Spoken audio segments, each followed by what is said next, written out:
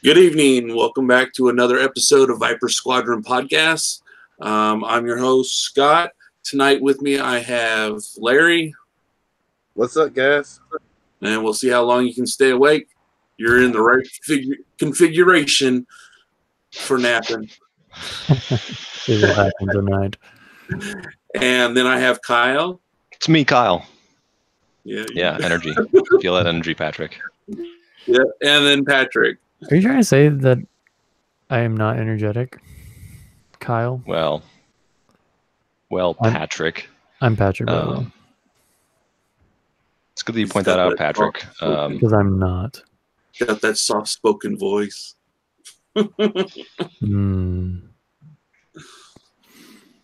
Anyways. Okay, so anyway, we're going to talk pretty much about some pros and cons of different factions, since there was no new content to talk about. So why don't we go ahead and start with Scum? The best one. Yeah. Yeah. So who wants to start talking? Oh, man. How long do we got? As long as you want. And as long as Larry, oh, well, not Larry. As long as I can stay awake. Yeah. What I love about Scum and why I am now exclusively a Scum player, I'm more exclusively a Scum player because I didn't want to buy into all the other factions after the second edition.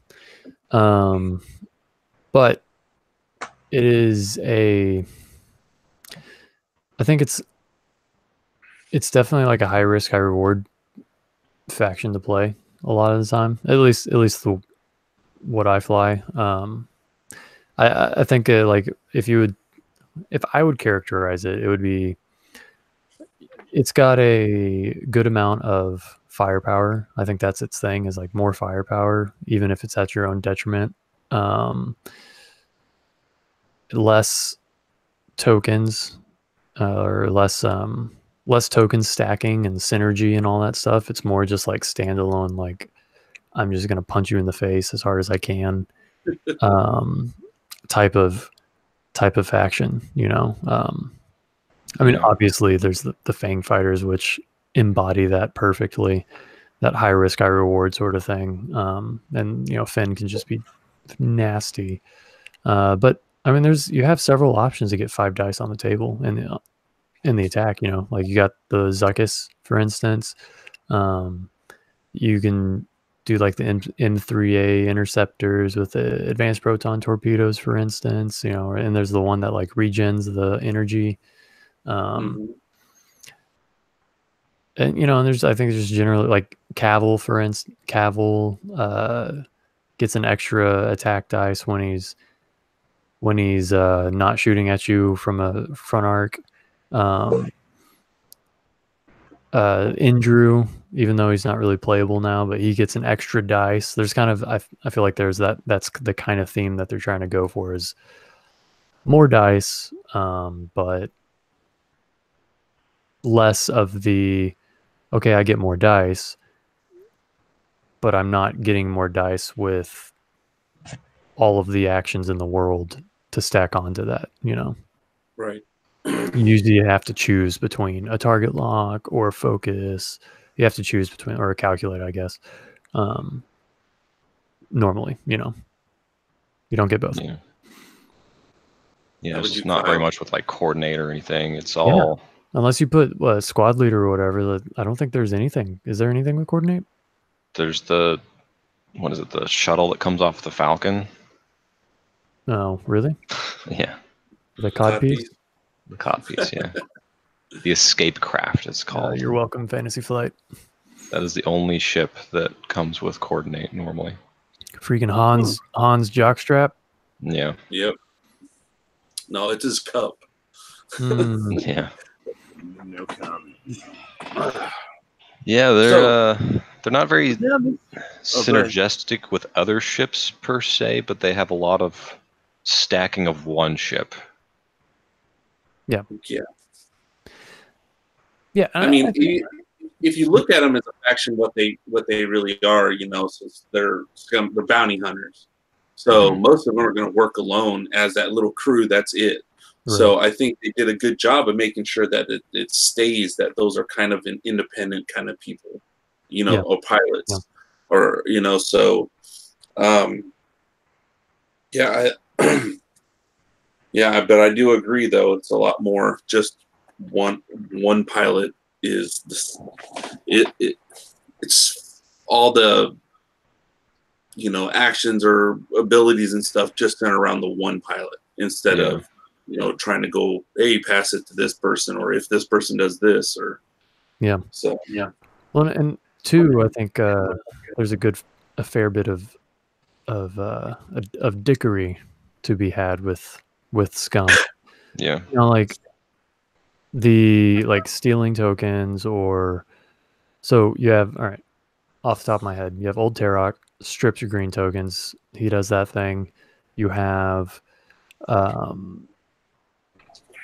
the Zuckus or the Forlom. So Forlom, the pilot on the Starfighter, which what is it gives? You can give a ship at range 1 a stress, right? One of your stress, yeah. So that's a dick move.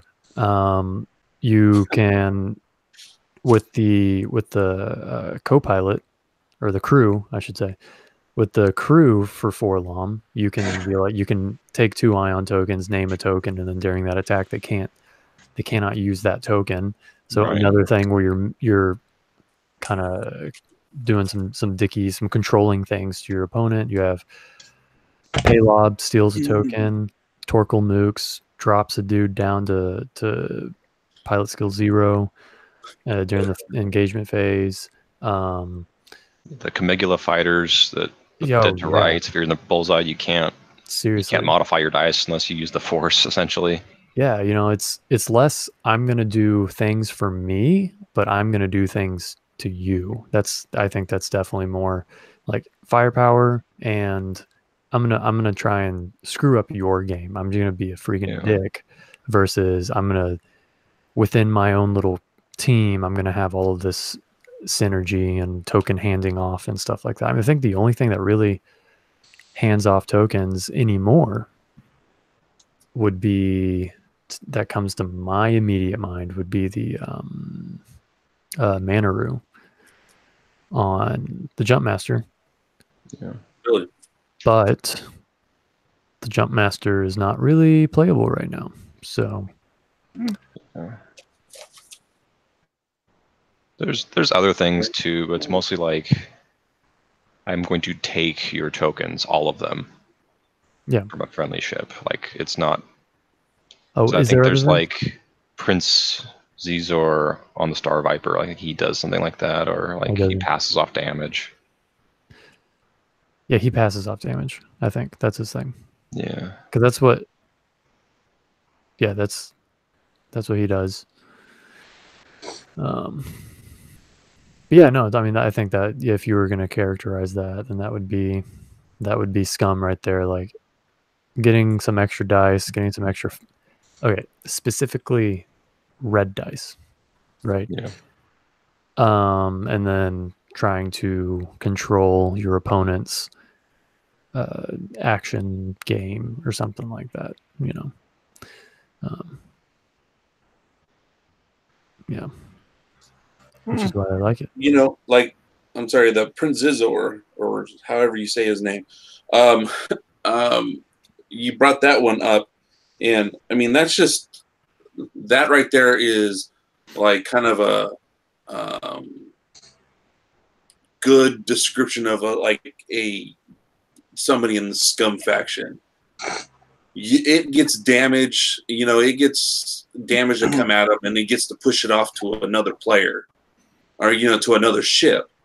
So it's like easy way to deflect it off to somebody else, and just stealing your shit away from you. So that's selfish user. Yeah, all that selfishness. It's like, I'll put the shit on you. Yeah, well, and that's why I really like Scum.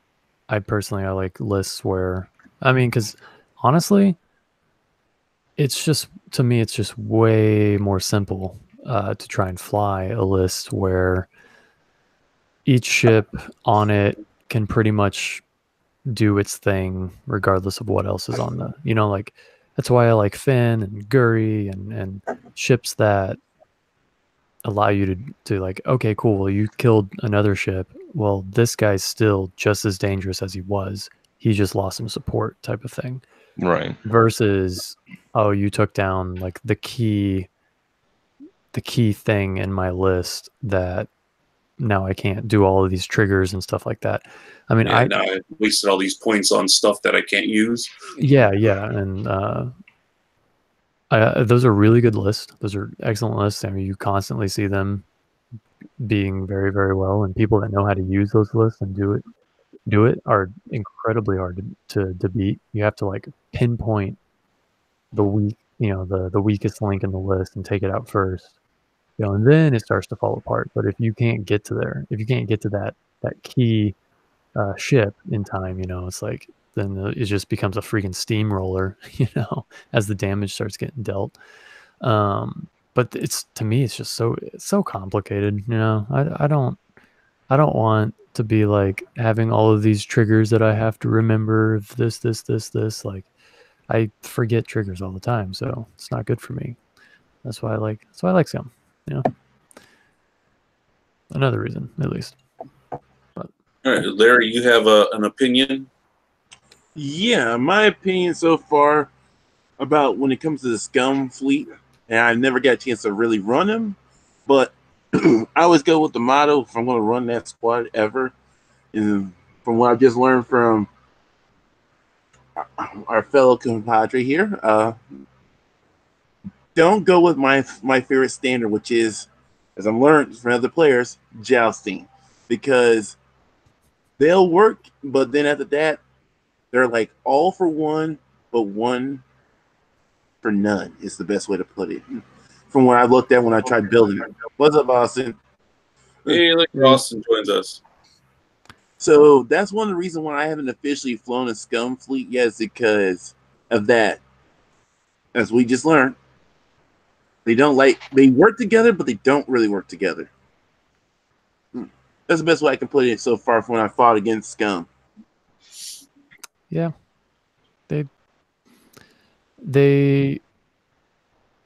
Yeah, I don't think they really work together. Like kind of, I think that's what you're trying to say, like with all for none type of thing. So yeah, it's true. Like, and I think that it kind of encapsulates that sort of that lore of, they're bounty hunters, they're out on their own, they're just in it for some money or whatever their motivations are, but it's not because they're, loyal to the Empire or the Rebel, or, not idealistic motivations at all. So exactly. You kill one, like, they're not going to be helping out their people, just because their general mindset is like, okay, cool, like, well, you're on this mission or whatever just because I need you, but that's the extent of my working with you, to exactly do my bounty hunter thing. Other than that, like, I would just as soon be killing you myself. But yeah, I mean, and I think too, like, between Scum and second edition and Scum in first edition, they really did I think hone like that characteristic, the faction characteristic. And by the way, Austin, I think what we have basically summarized it as, Scum, there's a lot of options to be able to get more red dice on the table. There's a lot of options to mess with the other players' stuff, like either take their tokens, or strip their tokens, or or pass off negative tokens, stuff like that, pass off stress, things like that. But there's not a lot of synergy between other ships. It's more just like each ship is a standalone ship that does its thing, and if you can use those together, great. But if you take out a ship somewhere, then Finn is still Finn. you still, there's you have not diminished Finn's ability to be Finn at all. You say that, and that's one of the things that I don't think I really clearly thought about that. That one faction is definitely one of those ones where they're not using abilities from other ships and can stand by themselves. No. So we see all the other ones, they're mostly there and they need that extra support to, be good. And if they lose it, it's pretty much downhill from there. So, yeah. So then how come do you think like rest of like, the nation, whatever, that like the meta, are not flying Scum much? The lone wolf. Well, because look, just for example, Adepticon last week, if you look at the standings for it, the first Scum ship or Scum list is 21st.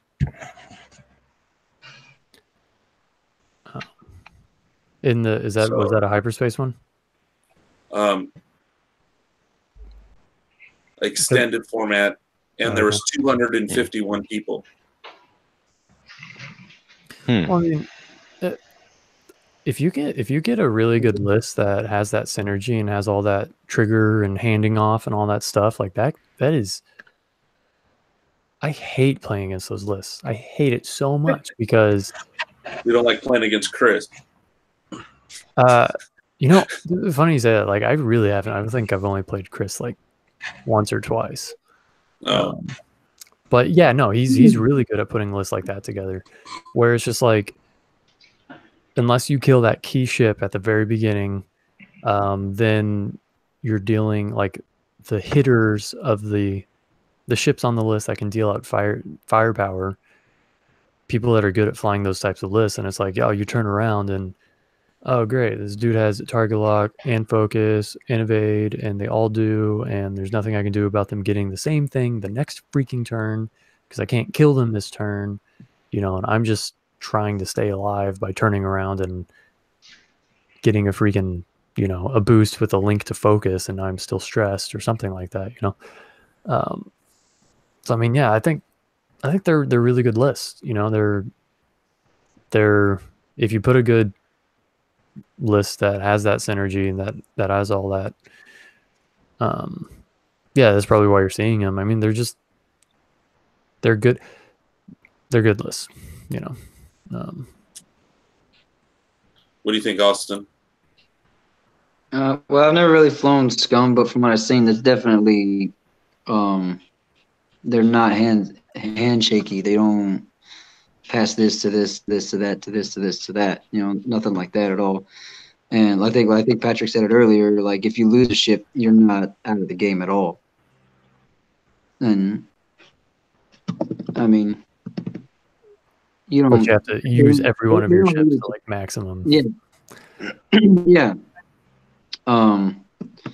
If everybody's not participating in the list, then you might not be as good as you can be, but you don't need the other ships.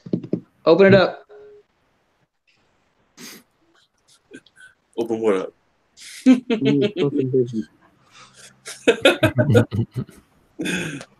Hold on one second. All right. I'll be back in. So how about you, Larry? Anything else on the Scum? Well, like,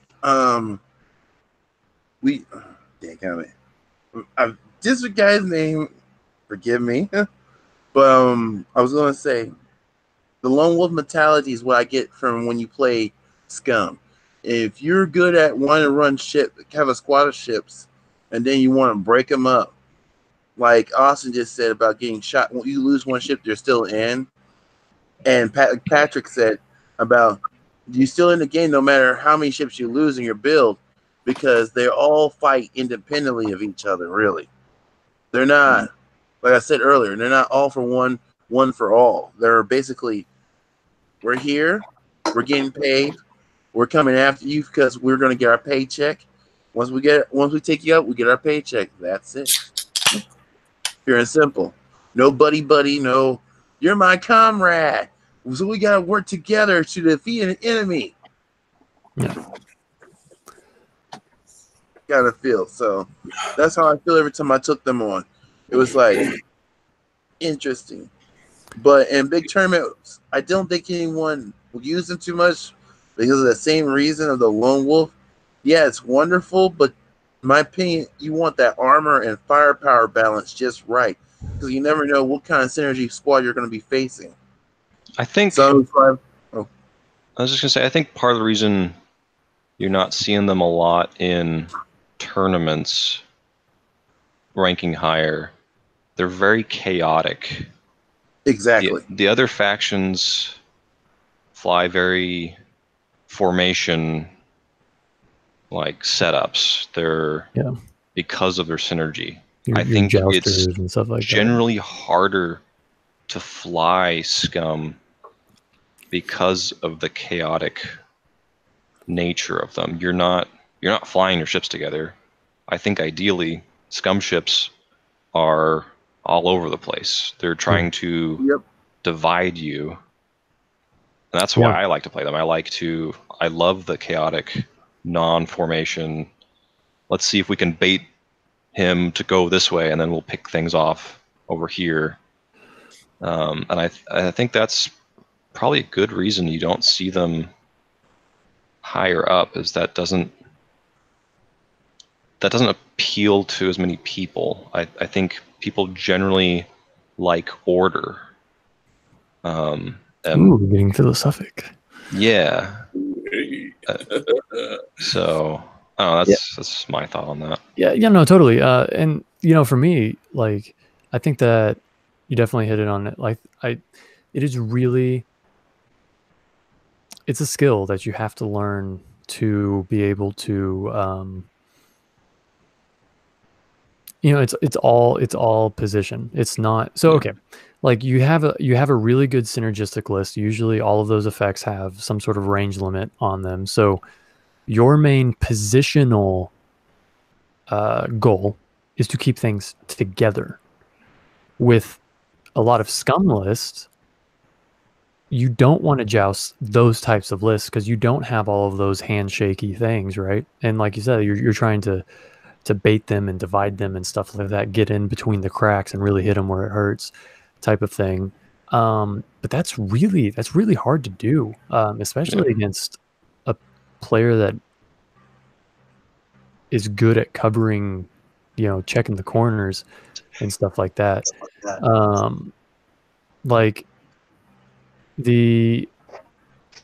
mean, I think it is difficult because your concern now is like, okay, well, if I go too far this way, then will I be able to get him back into the, like, you're looking at the big picture, not looking at, I just want to keep everyone within range 1 to 2 of each other. You're thinking of, okay, everyone is at different corners of the map. The engagement is going to happen in 2 turns. How can I have all of my ships from all the corners of the map into range 1 of everything by 2 turns? That's like my Crate Cup game that I had lost. That's how I lost it, was I went just too far with one of my ships to where when that engagement happened, he wasn't in the fight. So he could focus down and not worry about the one ship on the other 2 ships. And the games where I'm really successful, it's because I'm able to pull that off. But and the thing too is that's really unpredictable too, because you have to, there's so much more variability, of where your opponent can go. Can he go this way? Who's he going to try and center, focus down on? It's like if I'm flying a list with Finn in it, a lot of people are tempted to go after Finn real hard because he's the scariest thing on the table. But what if they don't? What if I put all my stock in, okay, I'm going to use Finn as bait, and then he turns on another ship and he just blasts it out of the water before it even gets a chance to shoot, and then I'm like not even there, because I misread that situation. So it can be really unforgiving play style. And yeah, I think it kind of lends it to that kind of chaotic feel of the faction, you know, like you were saying, Kyle, for sure. I think it's a beast that you have to learn how to master, and instead of just keep my ships within range 1 to 2 of each other, you know. And even if you did try to fly formation, you're not running the same ships like True. like rebels would, like Imperials would. They fly, you know, all their T-75s or 65s or all their TIE fighters. They all have the same dial. Exactly. Scum, that doesn't happen very much. No. Yeah, I mean the only Scum swarms I've ever flown against was like, hey Josh, was entirely different ships, all of them. There was not a single duplicate ship in the list. You know, it's very true. I think that also lends it to the kind of the lore of Scum. You're not going to get uniform, you know, tables of organization and equipment type of forces. You're going to get these ragtag, like, oh, that's what you fly. All right, cool. Oh, you fly this. All right, cool. You know, like if this was all real, that's totally, I think, how it would work out. You know, every Scum squadron out there that you would see would just be just a crazy bunch of random ships. Yeah. Sounds about right. So, did you get a visitor over there? I did. Hi. Get yourself in that camera. It's okay. You guys can sit close. We know it's okay. Yep, we know. Got to share the Skittles somehow. No homo rule when you're shooting video. All right. So the people don't know that's Mr. Josh. Another player in the group. Yes, another one of us. He also was on that B team at the Cray Cup. Still bringing that up, are we? So I want to go down the list of the ships, okay, and tell me just a quick kind of good, bad, you know, who's extremely terrible or whatnot, okay? And maybe what you would do with it too, you know? Yeah. All right. So we'll start off with a Fang Fighter. Trash. Throw it away. That's it? That's all? Survivability. What? What was that? Almost no survivability. Like, they die quick. They can Do they, die. though? They tend They to can Yeah. quickly die, okay? That's They Pat, do have there's a difference between no survivability and then you getting lucky as fuck. or a difference between you being able to position it where it does its best. Where you get, like Finn, you get a free, you can change a green dice to an evade, or you can change a red dice to an attack with fearless, and those statistics stack. I'd say it's a high-risk jouster that has high maneuverability. And when it comes to that ship, he's just saying that he flies better than you do, Austin. You just gotta. No, the thing all about the Fang is, like, if you do not get him where he needs to be, which is range 1 staring down someone's throat, then he will die so fast. Right, but somehow you end up getting so freaking lucky with him all the time. Yeah, somehow has nothing to do. You know, never mind. Next ship. I think with you, it's just you know exactly when to get the hell out of the fight and regroup. You know, and let the other ships fire at them. So I think that's what you do. You end up if you survive that first couple shots at you, you know how to get out of the way. So I mean, come back around. I think 90% of a game with start with the Fang fighters is freaking damage control, because you end up sinking like a crit that just really sucks, and you think I might be being super sneaky and snazzy and fancy, but I'm like, oh my gosh, I'm gonna freaking die unless I 5 straight and boost away and do all this crazy crap, you know, and then enough time to where you forget about it because you're dealing with all the other ships, and then I can get back in for another good shot, you know. Right, and that's what you're very good at. So with that one, it's a stressful ship to fly. It really is, honestly. Oh, I bet. Anyone else got a comment about it? Trash. Okay. Austin says You it's just trash. jelly, bro. You just jelly. Okay, so let's go to the next ship. Fire spray. Oh God, I hate that ship. As an Great opponent. ship. You just like going against it, but I mean, I've never seen you fly it, so I don't know. Like, I would say good Is it- back, front there's firing much it arm. can do, but All right, what it what's that, does Austin? is pretty good. I said, there's not much it can do, but what it does is pretty good. Well, it's got a great dial. It's got Yeah. 2 arcs that shoot 3, and it's a medium ship. Oh yeah, and it has a great dial. So yeah, you can do a lot with that, especially with that 3 Talon roll. You know, the fact that you can cover that much distance and do a non-basic maneuver. You know, I think that's pretty big. You know, it's like it's got. I think it's a really good balance. But yeah, there's not much you can do with it. It's you're either gonna play a Star Viper or you're gonna play a freaking fire spray list, or you're not. There's no like, oh, I've got this extra points. I mean, it's too expensive for that. But like, oh, I'll just throw this. Like, you're usually building a list around that. You're building a list around Boba Fett, or you're building a list around the fact that you're going to have a bounty hunter. You're not throwing it on as an extra because you're not like. Again, I think too with Scum, you know, there's not all these crew cards and stuff where you can hand off all of these, you know, circle jerk actions and stuff. You just have what it has. You know, again, it's dependent on its own self. It's dependent on its own firepower, its own maneuverability. So yeah, you're either flying it because you want a freaking fire spray in there, or you're not flying it. You know, when we talk about the handshakes and all that stuff with it, I was just looking at all the pilot abilities for them, and most of them are all just when you do something, or if you do this. But Kath is the only one that says that if a friendly non-limited ship at range 0 of the defender, roll 1 additional attack die. For the friendly ship, right? Yeah. Or Yeah, for that's what Patrick was for talking Kath. about.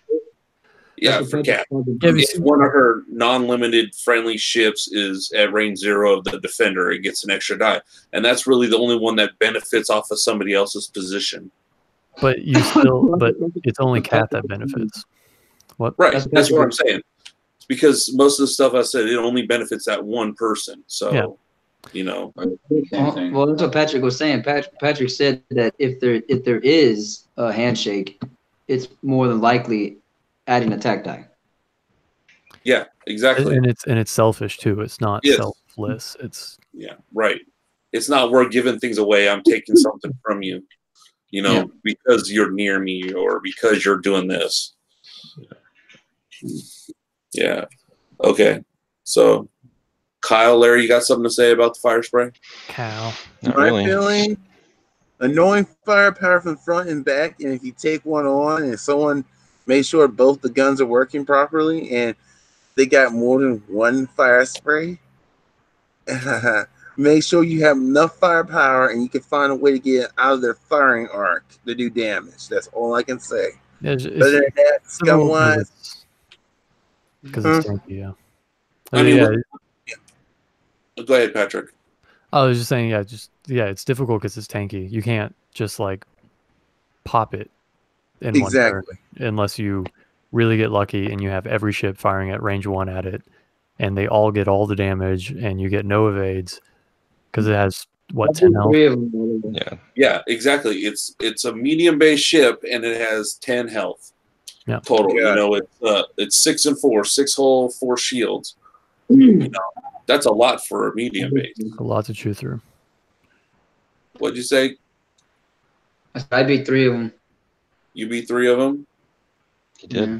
It's good. Yeah. Hey, Josh, could you go ahead and pat Austin on the back for me, please? Just give a little. Thank you.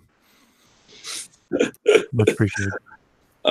So, all right. So, next one. By the way, I was with that too, just so you're checking. What?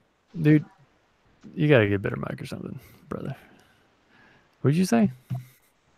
That was with Dash, by the way. Oh. Yeah. Okay. There you go. Figure that.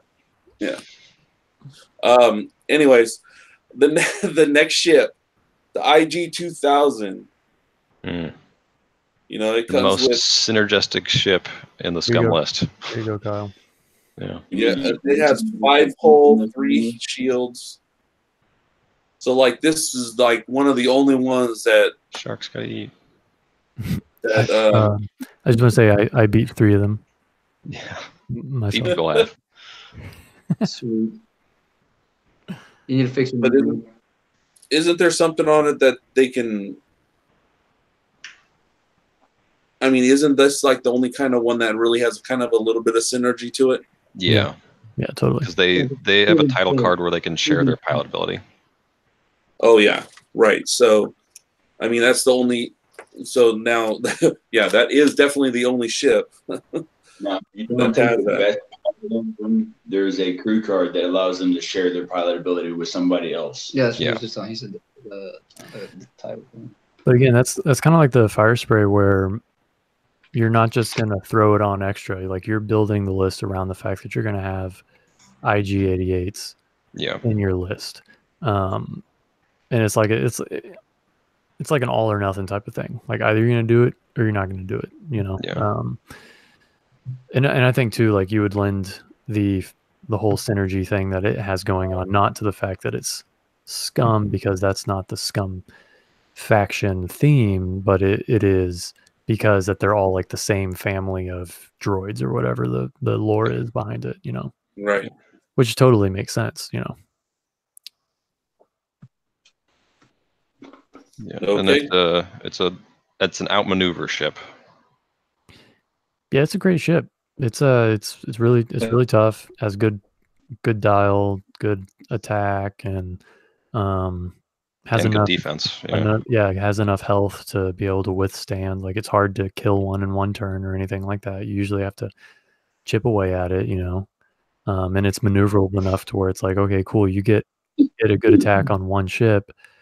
It has the maneuverability to get away, so you're able to spread your damage amongst your entire list versus like a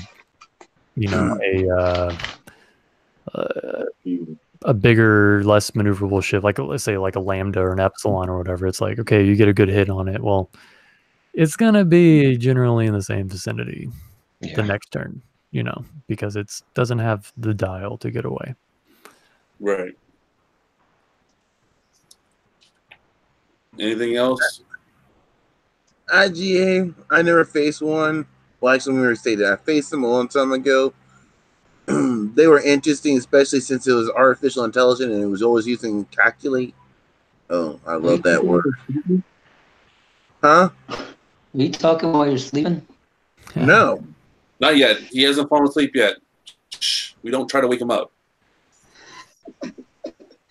Hey, does the IG have 2 crew slots still?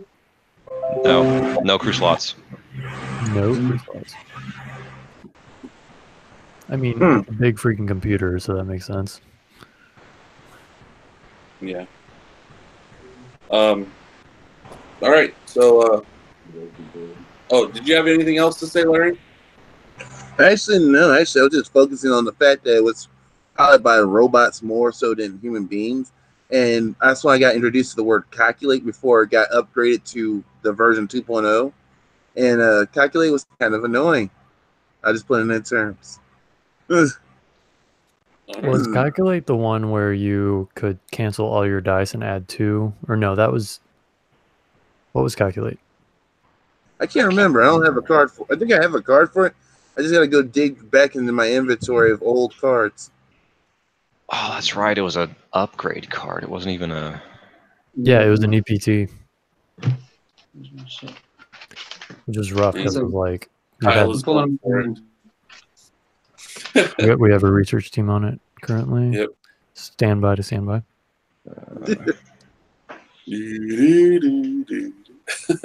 So we're gonna play the Jeopardy song right now. Just wait. Once we start getting some, and I get some more good equipment, we could do that shit while we're doing this. Many hours later. Shut your ass Yeah. up, had the little old Squadron builder. What the fuck? Yeah. Did you find it? You plan to go back at one point? Calculation.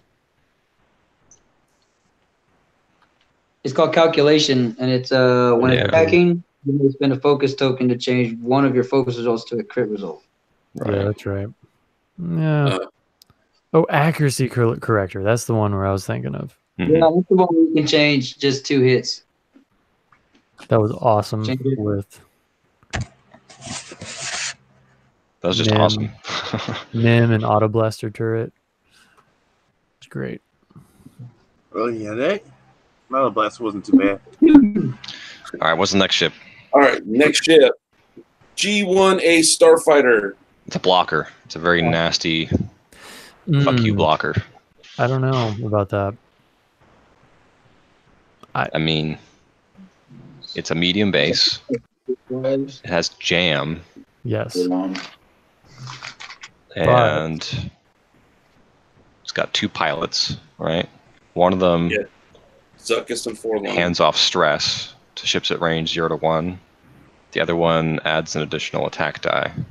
So I would argue that the fire spray is a much better blocker because it has the dial to get to there, whereas the Starfighter, like, yeah, it's a medium-based ship, so it totally can be a blocker. But if you're playing like really aggressive, it has a rough time getting across the table, Right. fast, you know. But yeah, no. What I love about the whatever it's called, the Starfighter, is that 2K turn. It's awesome. Same thing why I love Exactly. the That's why I B-Wing. think it's a blocker. It's got the 2K and it's got the stop. Yeah, now that it has the stop too. Yeah, that's very true. That's very true. But it's not a okay. Yeah, it does its job as a blocker for sure. I mean, personally, the way I try to use blockers, or the way I tend to use blockers, is try and like, hey, I'm gonna get somewhere so fast that you never expected it and screw up all your things. But yeah, no, if you're doing kind of cagey, like sort of inch your way up and all of a sudden boom, yeah, totally. I mean, it can work well in tight spaces, if you know what I mean. Like Austin. What the fuck? So, any other comments on it? Because I think you did a pretty good job of explaining that one. I think Zuckus is the most underrated. One of the most underrated. There's so many Scum things that I think are so underrated. If you use Zuckus, you're not going to use him as a blocker. Right. Yeah. Well, what I mean is the people assume that because what Zuckus's pilot ability is that, you know, during its attack you can choose to throw an extra red dice and then the defender throws an extra green dice, where the only time that really stacks, honestly, is if, for instance, you're shooting at a 3 agility ship, because then you're like, okay, 4, or you throw at like range 3, you're obstructed. Now you're talking giving the dude freaking 5 green dice, right?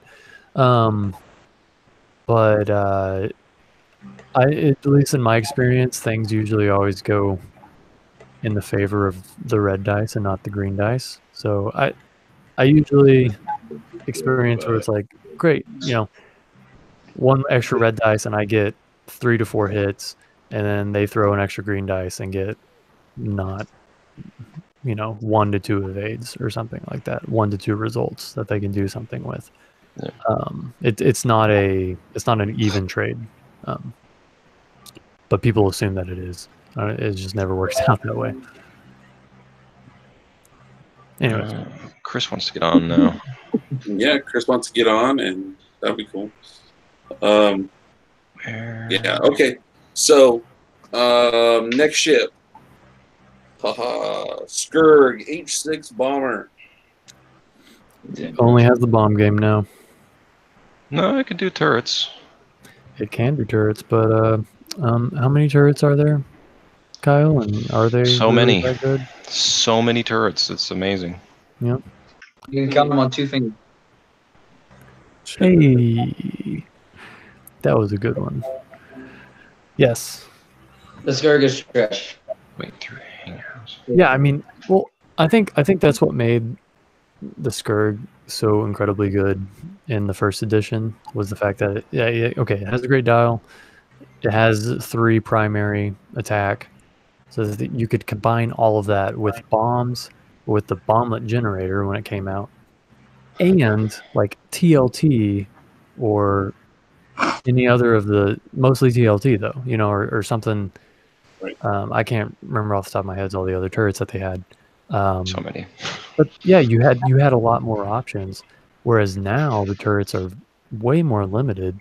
So yeah, I mean, yes, it can take a turret, but the only time I've ever flown against it where it's been good, and I've tried to build lists with it, like intentionally, like I want to build a list with the Skurg. It only comes down to the fact that it can do crazy things with bombs, especially with that one pilot. Captain M. No, the Soul 6. Oh, Soul 6. Yeah. Yeah. Dude, like Julian is really freaking good with that stupid thing. It really makes me angry. Now, correct me if I'm wrong, but you can also do the power card to take a Astro mode. Is that which one I'm thinking about? He can with the title, I think. What? That's Check. Primary for bombs, if I'm again not mistaken. The Havoc, it removes a crew slot and adds a sensor and astromech. So you can, that's the only way to tailor it for bombs, in my opinion, that I've seen. Yeah. Yeah. If it's not dropping bombs, it's trash. And even then, bombs are trash. Yeah. You can do a lot. Yeah, I'm not you can biased. do I don't lose to bombs. I don't think I've ever lost anybody playing bombs. I don't think anybody in our meta really plays bombs. Yeah, I've seen some really good bomb lists happen. People use bombs really well. Because yeah, that's how I used to feel. I was like, oh, bombs are dead. They're stupid now. And I've been corrected a few times. Yeah, I mean, mostly our group uses mines, not even bombs. So I think mines are more forgiving. Freaking Julian's good with bombs.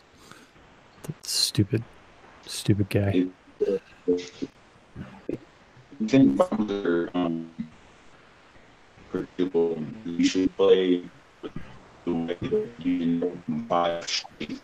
So I'm going to play behind the Oh, boys, your connection is so terrible. It's cutting everything. It's like you're just the synthesizer over there. For a second, I thought it was computer's performance or something kicking off. I was like, what the world? Yeah. Like he's frozen. I don't know if you guys are frozen on your screen. Yeah, they're. Oh. Come back to us. It's like Charlie Brown's adults. All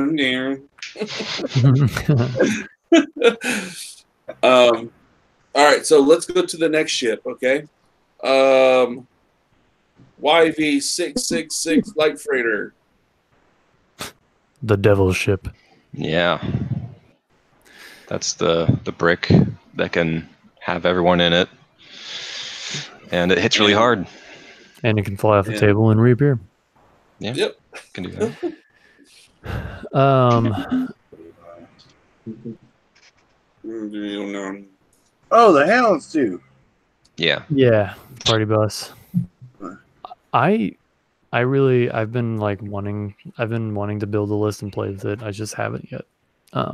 So I don't really have much of an opinion because I don't think I've flown it in second edition at all. But the fact that it has a primary attack of 3 with a 180 arc, in first edition had a friend that used it quite effectively, much to my frustration. Yeah. So I think that there's magic there, but I don't think I haven't seen anyone use. I mean, Kyle's flown it, and I mean, when you fly it, it's like, oh, hey, there's this thing that I have to deal with, and it has other ships in the list too. You know. Yeah. Yeah, I don't think it's as good as it was in first edition, but it's still an interesting ship. Yeah. This is the You know, best and map. well, the ability that we talked about it flying off the table and stuff, and coming back. You know, you have like that Moralo eval. Mm-hmm. You know, man, like just being able to place yourself within range 1 of the edge of play area that you fled from, and that's just anywhere. You could have been over on the corner, and you're going to put yourself over on the other side. Yes. It's like triggering hyperspace real quick. Yep. Yeah, it's pretty crazy. Yeah, I really want to put a list together for that. And I just haven't flown it. What you guys got anything over there, droids?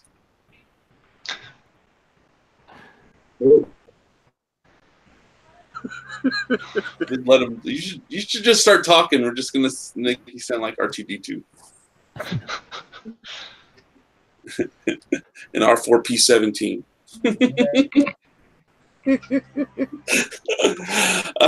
Anyways, maybe if you guys killed your video feed, it might help. Yeah, the audio might just work. You and then just did your mic, then we might be able to actually freaking hear you. There you go. That's much easier to look at. Wow. Talk again.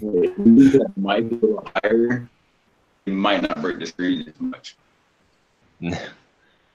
It's better now. It's still not perfect, but it's slightly. This is a small improvement. I agree. I kind of think he was saying that, Patrick, you need to move your mic up a little bit to make the picture a little bit better. There it is, right there. Yep. How do I? Can you hear me now? We can hear you. Can you hear me now? Yep. Okay. All right. So let's get to the next ship.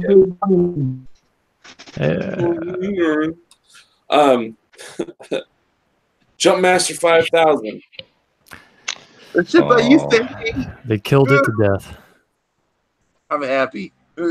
No, that was a ship that everyone was destroying everything else, and I never once saw it. Yes. I never want anybody completely dominate anybody with that ship. And because of that, they fucked it over. So what I think he was saying was that Man, wait, hold on. I think 3PO just needs to calm down a little bit over there. So, wait, so Austin, were you saying that like there's? All right, never mind. Did he what just I think was he was saying was that it used to be a ship that was so OP, yeah, so stupid, freaking OP.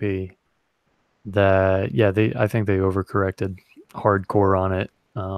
Totally agree. It was the dominant thing, like for so long, forever, like until they did that FAQ where they took away all the stuff and nuked it and whatever. It didn't matter what you threw at it; it could compete against literally anything and do very well. Yeah. What are you talking about? I hate that ship when it first came out. But yeah, I mean, they totally overcorrected, and it's not even. I think if they would have done what they did on everything but the dial, then it would have been okay. But what they did with the dial in combination with everything else really made it unplayable. Yeah. 'Cause that's the thing, is like whenever Kyle played it, it was the dial that kept him out of the game. It was the fact that certain blue or green maneuvers were removed. That I don't know exactly what they were now, but it was like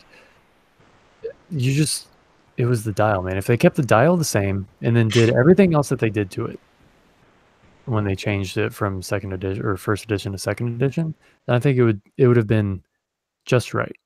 But Yeah. them changing the dial the way that they did is what really screwed that ship over. Yeah. Yeah, I played 2 games with it, I think, and both of them I had like few turns where it was in the fight, and then I spent 4 to 7 turns trying to turn around to get back. Yeah. Well, yeah, because you can really only turn one way Yeah. without it stressing you out. Yeah, I mean, you can turn the other way, but if you don't have room to, that's too bad. It was all because you picked up stress somehow. I don't remember how. Yeah. But it was, you were trying to deal with the stress, and it was either a choice of like, okay, deal with the stress, or deal with the stress of flying the wrong direction, or get in the fight with a stress and no action, which it has to have. Yeah, and yeah, exactly. I mean, I think the dials really was the final nail in the coffin on the Jump Master, in my opinion. Yeah. All right, so do you guys think that there's a way they can adjust it to make it better? Not in those current edition, because you can't change. You can't change the pilot cards. All they can change in this edition is costs. Yeah. So unless it becomes extremely cheap, no, it's not playable. They can add or take away some slots too. Right, but I don't think slots would save it. It needs either the dial or the action bar changed. Yeah. It's a problem with the ship itself and not the cost or the slots, because it is in a weird like Netherland of, it wants to be an Arc Dodger but it can't. It could be an ordnance platform, but it's not built for that because it wants to be an Arc Dodger, and it wants to be a turret ship, but it also really can't. Like, it's just this weird place. It's like a really weird place that is just not good for the ship getting played. Yeah. All right, so pretty much in your guys' opinion, this is like a dead ship. Yeah. Yeah, they overcorrected the crap out of it, and they killed it dead, Jim. They killed it dead. All right. Just make sure I don't pick up another one of them. Go for it. Okay, the next one. Lancer class pursuit craft. This is one I have not tried yet because I've never flown it. It's an odd duck. Who was that posted that picture today about that match? He had this and Lando's Falcon. That was Austin. Or Josh posted that? Yeah, Josh posted that. No, too bad we lost him, because then they could have talked about how it was flying against it. Yeah. Because he had the Rebel one, right? Yeah. Or whoever had the Rebel, one of them. Chris sent a photo. What's Chris sending pictures of? He's trying to get an invite because he can't follow the link on his phone. He needs a direct invite through the app. Through the Google Hangouts app? Yeah. Oh, crap.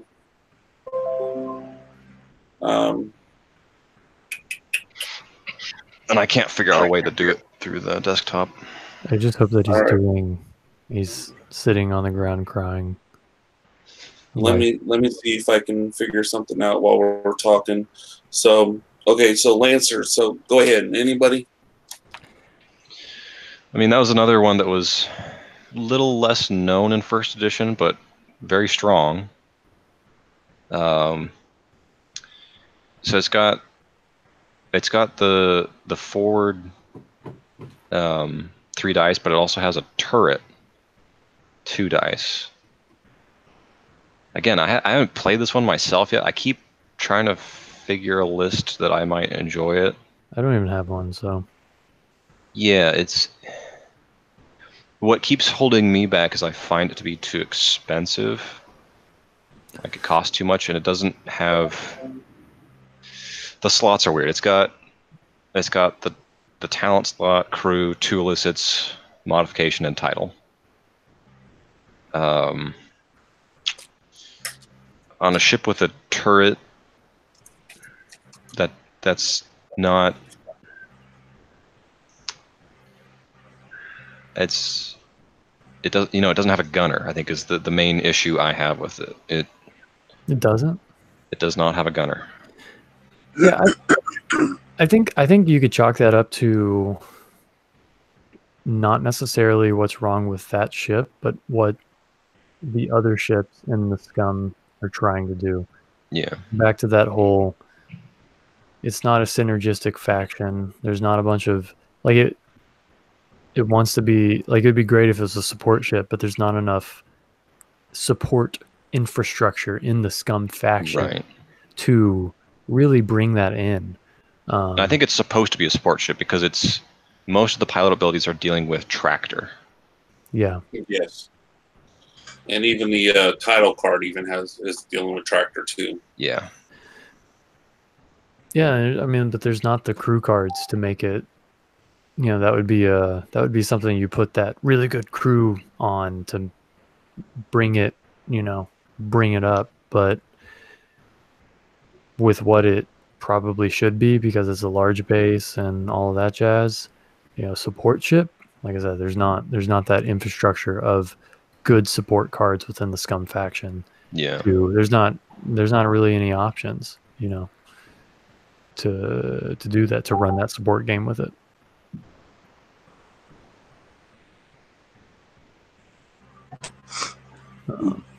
I'm sorry, I just got an email that kind of piqued my interest. Next ship? What's that? Next ship? Oh, unless you had something to say. No, I don't really, because I don't know much about it. Because I haven't played them in 2.0 yet, and I haven't seen anybody play them yet. Right. That I've played against or even been like next to. So Ditto. Don't have much of an opinion on them. But okay. So the next one is Y-Wing. Y-Wing. Oh, Cavill. That is an odd ship for Scum. In this edition, I think. Yeah. It was better in first. Yeah. Because turrets were better. Yes. Bombs were better. Yes. I personally have only run Cavill, and it's been very mixed. Same. What's the other one? Drea, right? Yeah, Drea's the other named pilot. What does she do? While a friendly, non-limited ship performs an attack, if the defender is in your firing arc, the attacker may reroll 1 attack die. Hey, something synergistic with Scum. Yeah, again, that's non-limited. Yeah. Ooh. You're not gonna run a freaking swarm with Scum that's all non-limited, and then your center freaking ace is Drea. Yeah. What, you're not going to fly like a 4 or 5 Y-Wings on Scum? No. Well, the Crymora goons. Like if there was a better, there was like a range 3 turret, then I think that would be a potential. Yeah, absolutely. But there's no range 3 turret. Yeah. Sound like some of the old Scum ships used to sound more what you call aggressive. Now they kind of, I'm not saying nerf them, but they kind of took some of the fangs out of some of these ships. Yeah. Especially the jump master. Oh god, I hate that boat. Anyway, so Yeah, the I feel like the Y-Wing is, do you want to ion somebody? Okay, take a Y-Wing.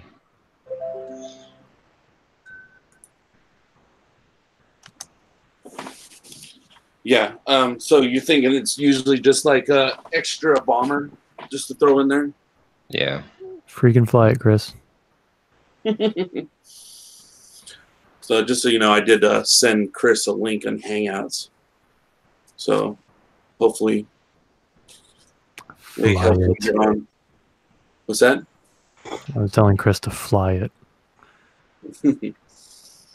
So next one, Star Viper. ship I've only seen in battle once. What? Really? Patrick and I fly this thing all the time.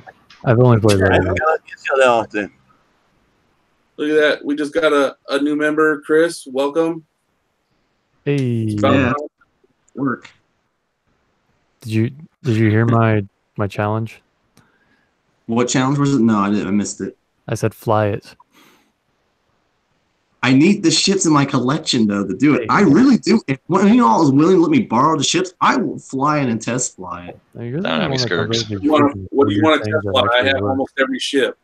He needs 3 Skirgs. Oh, I have 2. I've I got, got one. one. If I can borrow 2, I'll run the list and test it.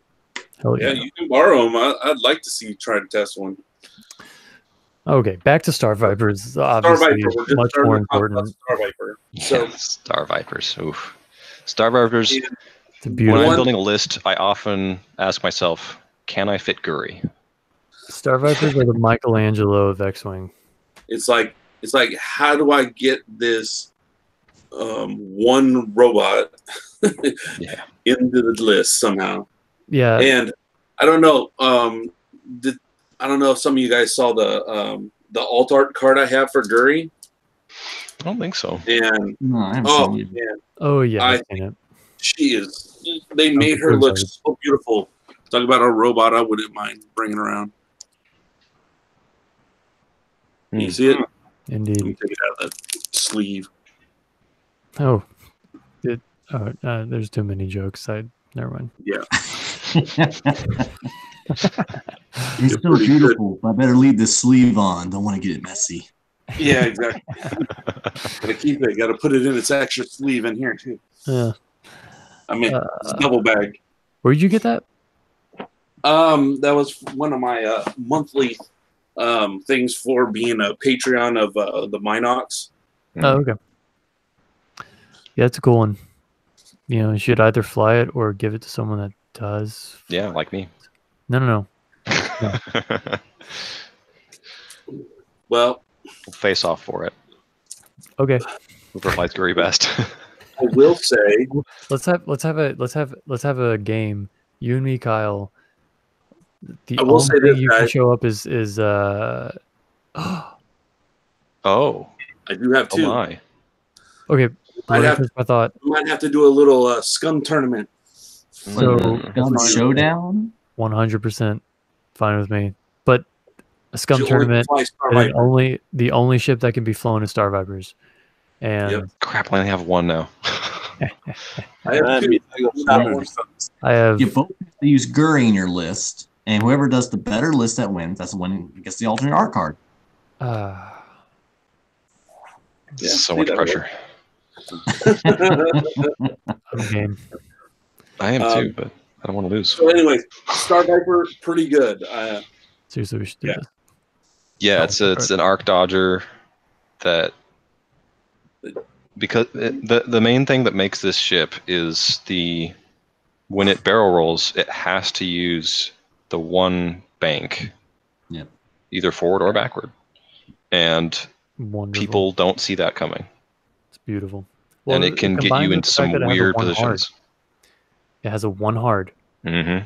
That is huge.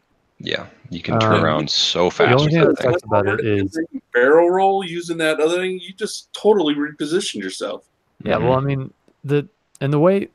I was actually thinking about this the other day. So the way you have to think about to be able to use that whole mechanic well in my opinion, the way I think about it is it's all about the angles of the facings. So if you start your ship either facing, you know, perpendicular to your table edge or parallel with it, then you do a bank, and now you're 45 degrees from your perpendicular from your or 90 degrees from your table edge. If you do, or not a bank, I'm sorry, a turn, you're freaking 90 degrees. You do a bank, you're 45 degrees, right? So it's all in that game. So it's like, okay, cool. Well, if I do a one hard, that's 90 degrees, and then a bank in, then that's another 45 degrees, right? So I can turn that, you know, you should think of like there's only 3 possible facing positions, right? And I think that's the key to it, to kind of imagining what's possible with it. But yeah, anyways. But yeah, no, it's something that's really hard to get your mind around because it's the only ship that does it. It's the only ship that does it. Yeah. You agree with that, Kyle? Yeah. Absolutely. Yeah, for the maneuverability it does, yeah, it's pretty. I remember Patrick using that thing against me, and it was annoying me because I was flying my arcs at the time, and you were just arc dodging all the time in my blind spot without maneuver. Yeah. Yeah. It's the outmaneuver, and the Star Viper was a marriage made in X-Wing heaven. Yeah. It makes it worth the 6 points. I think it is Oh, to equip it. 100%. And I mean, I like to fly. I mean, I think the meta list with the Star Viper is definitely outmaneuver, either advanced sensors or wait, hold on. Yeah, outmaneuver, advanced sensors, and then the afterburners. That's your thing. I mean, with that, you know, you have so many things you can do. So many freaking things you can do. The problem with the Star Viper and Guri, this is why you usually only ever see Guri, is that so anytime I've ever flown anything but Guri in the Star Viper, you always end up with the conundrum of okay, great, you spend your action to get this crazy cool barrel or whatever. Do what?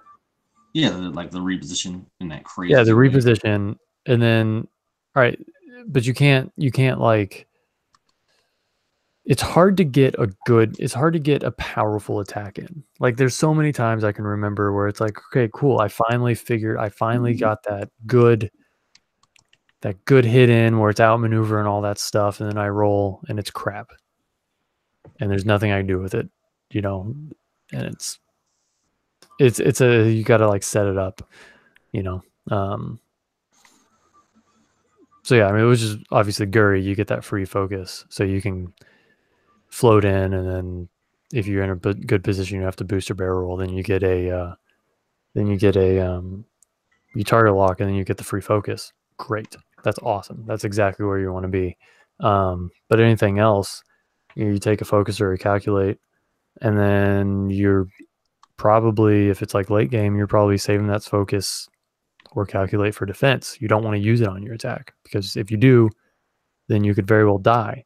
Right, so it's like this balance game where you never end up using any tokens on your attack, and you're only using it for defense, and therefore you never get any good. You're just like chipping away, or you're just not doing any. You're setting up all these great shots to get no damage whatsoever. So now, yeah, look, we're talking about this stuff, and then I'm going through. You know, when you said something about, you know, if you're going to fly this, you're going to fly Guri.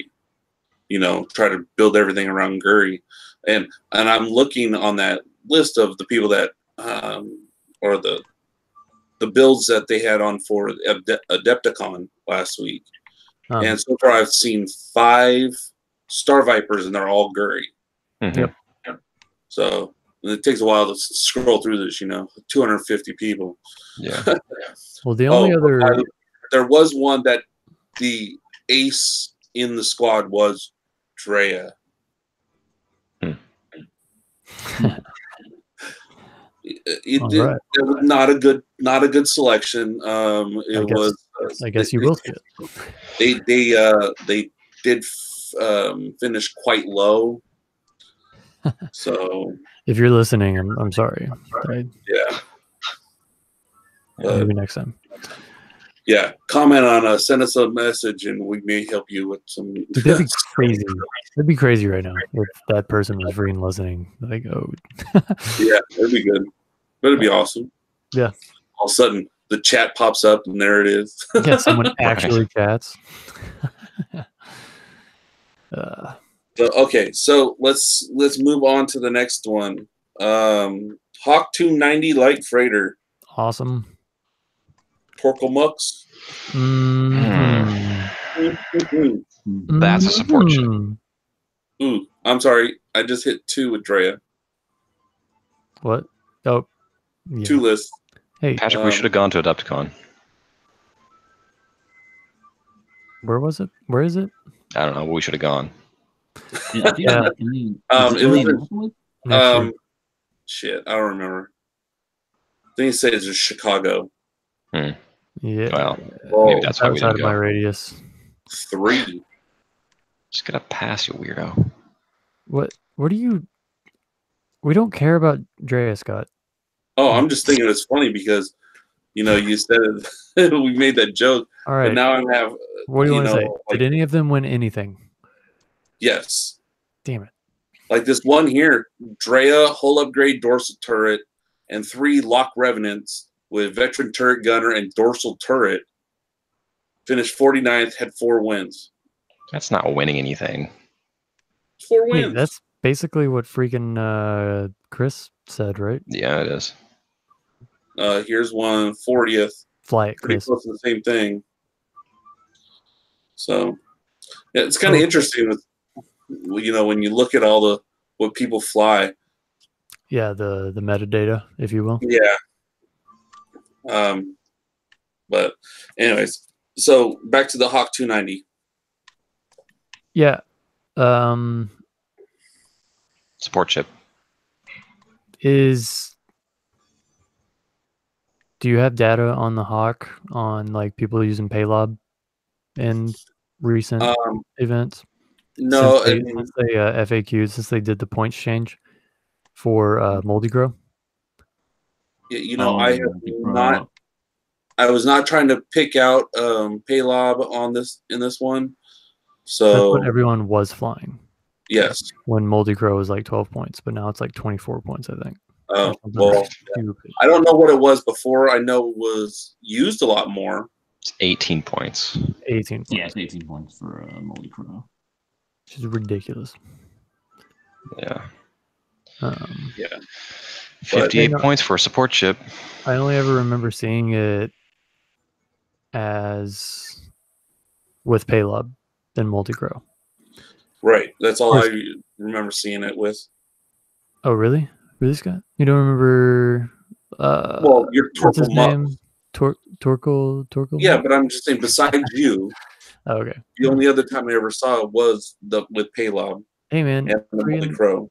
Torkel is the most underrated dude in all of X-Wing, I think. What was Torkel's ability? I forget. He can anything in his firing arc. Okay, at starting engagement phase, choose one ship in your firing arc. That ship will shoot at initiative 0. Oh yeah, it is 0. Okay. So if you just keep that ace in your firing arc, you get to shoot first. Yes. Yeah. I mean, that's the thing is like, oh, cool, bro. You got that pilot skill 6. Well, turns out it's a 0. Yeah. I mean, and the thing about it is, and I've played him a lot, and he actually deals damage because no one pays any attention to him because he's just because I fly with literally nothing on him, and he's as naked as they come. And just having him there makes people go, I don't want to deal with that. Yeah, Well, I mean, you do what you do with them, you know, and you just keep the turret on one of the sides, and you just fly around on the outside, picking off people. well, the side turret is the widest for sure. Let's see. I'm pretty sure. Let's see, Torkel, 38 points, naked. Mhm. That's amazing. That's all you need. Because yeah, he's there, and then he's cheap enough to where you can throw a bunch of other stuff in there, and yeah, and the whole time he's just like you're trying to deal with everything else, but everything that you want to deal with everything else, all of a sudden is shooting last.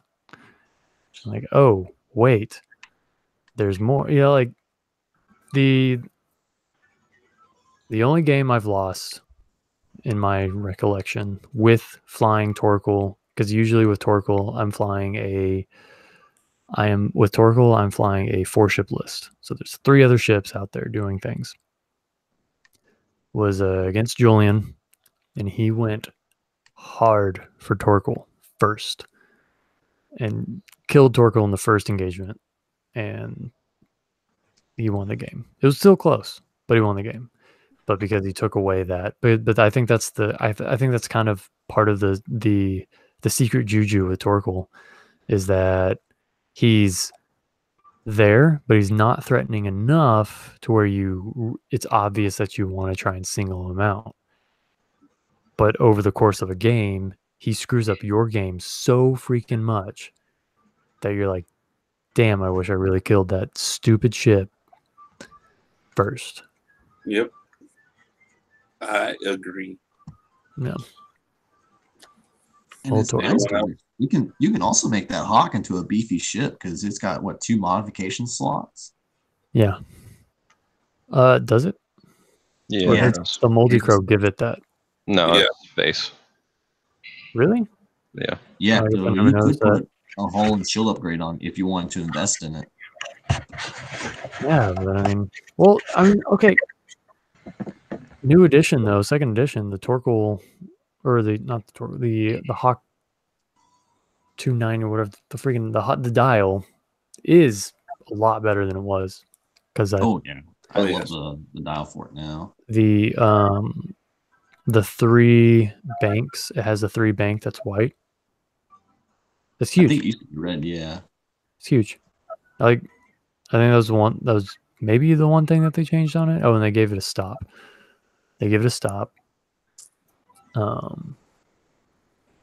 But yeah, having that 3 bank that's white is freaking huge. Yeah. And the built-in boost action. Oh yeah, that's really big too. What's that? Oh, having a red boost. Oh yeah. And I was going to say that too about the fire spray when we were talking about it. That's another thing that makes it incredibly. That's a lot of bang for your buck, is having that boost built in, and a white boost nonetheless. Yeah. On a medium base ship, that's pretty freaking massive. Yeah. Yeah. All right, so let's go to the next one. The quad jumper. The ugly child. Yes. My little bumblebee. Have people been playing it at tournaments in I don't see it extended? I have not been seeing any at all. Really? So, because when it first hit, like second, they were everywhere. Right, but now you don't see them as often. So what did they change? Did they change the points? The base one was like 24 points. Yeah, it's not that anymore. Did change the points. I don't remember exactly what all might have happened to it. You got 33, 34, and 35 for the cost now. But it's slow. It goes backwards if you like to go backwards. Yeah, but it has that backwards too, straight, right? Yeah. I mean, that was an addition to it. It's the built-in jamming mechanism that makes it good. It doesn't have jamming, it has tractor. Or yeah, tractor. Sorry. But it has to be at range 1. Yeah. So I mean, that's why you saw it, because it was 24 points before they changed the points on it, and you could fly 4 of them and still have room for something good. Yeah. And then just, hey, you're gonna get close to my list, and then I'm going to tractor you onto stuff. Yeah. Like, it's going to happen. And then I have an ace just floating out there that's gonna just smash you whenever I do. Yeah. And thing is too, like, I personally, I can't stand ships that, okay, shouldn't say I can't stand, but I really tend to gravitate, probably anyone does this, but I really tend to gravitate away from 2 attack dice ships. Right. Because I just remember getting so frustrated with TIE fighters when I first started getting into the game. But that's one of those ships, again, where I think it's like you got that Torquil thing going on where you just kind of ignore it. It's the same thing with the A-Wing. It's like you either have to deal with it, but if you don't deal with it, it's just going to sit there and just sink like 1 damage at a time. Just dink, dink. And over the course of a game, that adds up. Yeah, a couple of rounds and that's it. You know? Yep. Yeah, I'd say this is a utility blocker. Because it wants to be close. Yeah, it wants to be close to other people because they use that tractor. Yeah.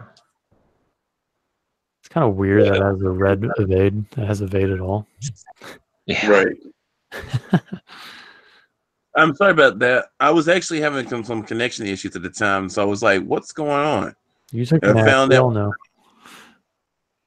We all been seen having a little bit of problems with connections tonight. Me especially at first when I tried to get up here, I was getting no connection whatsoever. And even like right now, I'm trying to load a page on my other screen, and it's still working. So yeah, so hopefully it doesn't mess up the stream too much. So, any other things on the tugboat? Not really. No. All right. Next one, your Kirat fighter. Freaking, it's dead. It's very dead. Yeah. It needs some love, but I don't know. Okay, I think the thing with this that really, really hurts on it is that it has no linked actions. Yeah. Like it really freaking hurts. I don't know. Like, I mean, y'all remember the list that I had in version 1 where it was like Talonbane Cobra, and Finn, and then Tweak, but I would just steal the initiative of whoever the highest was. So it was just, essentially I had 3 the highest level pilots out there, pilot skill 9 or whatever out there. Right. I mean, this thing is made to be, in my opinion, it's made to be a freaking arc dodger type of, like a kind of along the lines of Fang or a TIE Interceptor or something like that. And the fact that it has no linked actions, there's no talents yet that exists to be able to give that, like PTL or anything like that, just freaking kills it. And there's no like built-in like title card. Right. There's no built-in title ability. There's nothing. It's just a freaking ship. So let's say, later on how FFG was saying that they'd have like faction booster packs for new cards and stuff. What would you see if there was a title put on it? What would you see that it would be? Or what would you want it to be to make it more viable? I'd say something to modify missiles. Yeah. Would be an interesting and different different thing. Like a built-in ship card or title card or whatever you want to call it. Give me guidance ships. Yeah, something like guidance ships, something to help it deliver those missiles. I think would make it an interesting ship. Yeah, totally. Because I mean, it obviously you don't have the action utility to be able to take advantage of that. I mean, it has a 3 front arc, so that's cool. Yep. But you can't. You got your move, and that's it. There's no barrel rolling or Well, they have a barrel boost. No, I'm saying there's no barrel rolling, and then you also have an action. No, there's nothing. Right, no and then linking. within Scum, we've already talked about this. There's no. You're not going to see coordinate. You're not going to see things that are going to give it actions. I mean, there are things that exist, but you're never. It's not a workable list, really. And I think it really hurts that the limited number of modifications. Because I mean, this thing has three mod slots, yeah. Slots. It has 3 mod slots. 3. Yeah. But then what are you going to do with it? You're going to make it the tankiest thing out there and spend a ridiculous amount of points on it. And then what? Like I mean, it does have 5-hull, one shield, and even all the pilot abilities. They're really not spectacular. Talonbane, you get an extra die if you defend at range 3, or you perform an attack at range 1. Those are very specific. Yeah. So if you keep him in range 2, there goes that. Yeah, that's the kicker with or even at that's the kicker with Talonbane is the fact that he has no ability to boost or barrel with some sort of action or whatnot. Or he has no ability to boost unless is engine upgrade. Is that a mod? No. What is engine upgrade? Engine upgrade turns a red boost into a white boost. It doesn't So give if you put that on the Hawk, so you can't even take engine upgrade on this? No, you can't. No. So there's no. You can take afterburners. Yeah, so that just kills Talonbane because there's no like, oh, you did the wrong distance. Like boost covers a lot of ground. Like with Finn, it's like, all right, cool. Well, I'm just gonna do a 2, but then I can boost or like a 3 bank or something or 3 hard. Like I'm covering a lot of ground, and all I have to do is get in range 1. That's all I have to do. Well, with Talonbane, he's like that. He really wants to be in range 1, or else he's dying. But he can't because he doesn't have a boost. If he had a boost instead of a barrel roll, I think that would make it a much more viable ship. So a boost instead of a barrel roll, but how about like a boost in lead action, like focus? Yes, that'd be great. Then you're talking about actually having a ship that can fly. Yeah,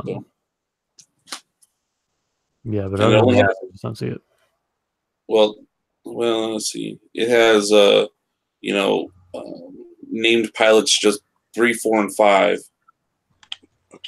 So yeah, the Captain Justero one is cool.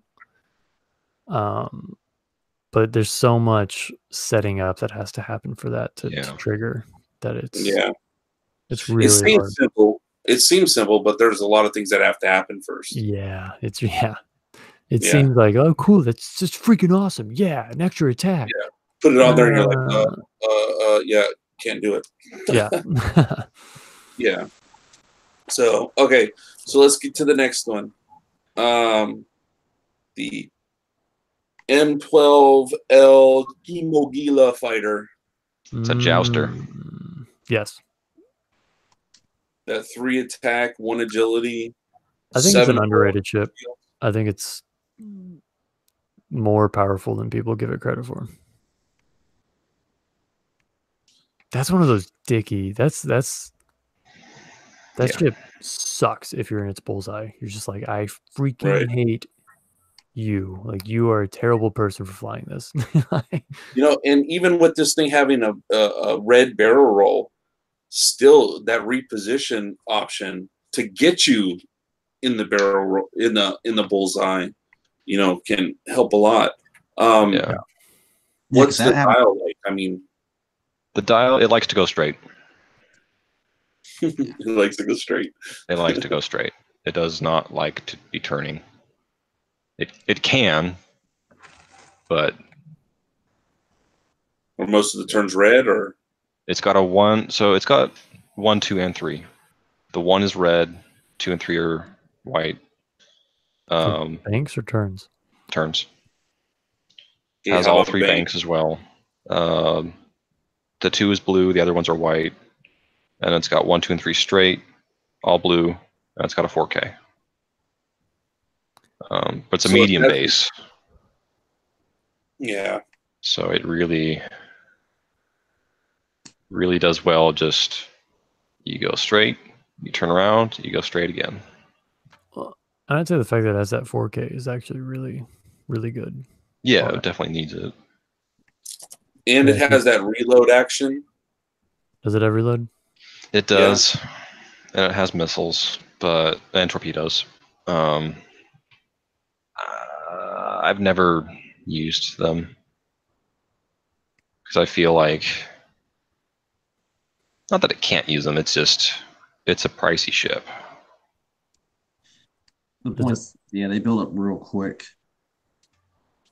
And it doesn't survive long. Like, you get a few shots out of it, and it's usually the first to go. Is this one of the another ships that does not have a title card? Correct. Yeah, I don't think it has a title. But it has a built-in title. Yeah, it does. Well, I mean, yeah, the built-in ship ability. Yeah, I get it. The dead of rights, but that's just the bullseye, So Right. But that's freaking. That's a strong bullseye. It's real strong. Yeah, it is. It's a strong mechanic right there. Yeah, that's some Just classic knowing trollage. they can't modify their green dice using Without tokens. using the force. Yeah. Yeah, it has to be a force user. So Yeah, that one evade really hurts it. Yeah. But no, I think it's totally something that a lot can be done with it. Yeah, it's definitely a viable ship. Yeah. I think So, it's a good Cool. counter to swarms. Mm. Swarms and formations, because you can line up multiple ships. Yeah, you're gonna be getting something. Oh, that's true too, because it doesn't say. It just says a ship, right? In your bullseye, it's not like choose one ship. Right. Yeah, and then the one I like to run, the Tyranny, after you perform an attack, each enemy ship in your bullseye suffers a damage unless it removes a green token. That's amazing against swarms and formations. Yeah. yeah, especially if you have a swarm and you shoot first. That really can really mess them up. Yeah. Yup. So, all right. So, Chris, you have anything to say? Well, I'll put it like this. When I went against Richie, he had 2 of them in his list. And the timing, I could see how he got confused. He got confused with the timing between the 2 of the pilots. One happens while he's engaging, and one happens at the start of the engagement phase. Right. Right. And Galen has to start. because he actually that actually messed him up. He had a perfect setup. He did that barrel roll so he can get that bullseye arc, but he forgot to do it at the start of the engagement phase. Right. So he stressed himself for nothing, and I was like, oh. I felt kind of bad. Yeah. I played Tyranny against you when you played your Separatist Swarm. Yeah. I can't remember. Did I kill Tarani? I forget. Oh yeah, every time it's the first ship that I lose.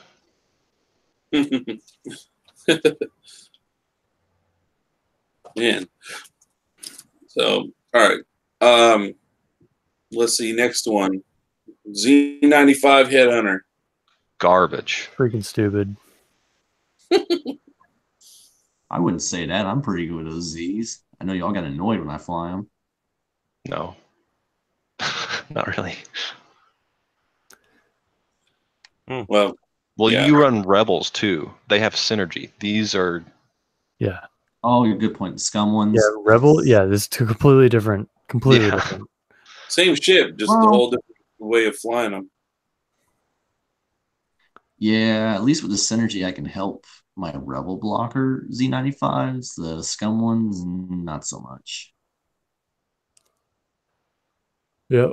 They're either gonna be like missile carriers or that's it. And then what are you gonna do? You're gonna either do proton. Oh no, okay, hold on. Yeah, the missiles are just they're not strong enough. There's not just a good like I'm just gonna hit you hard missile. Like they're all like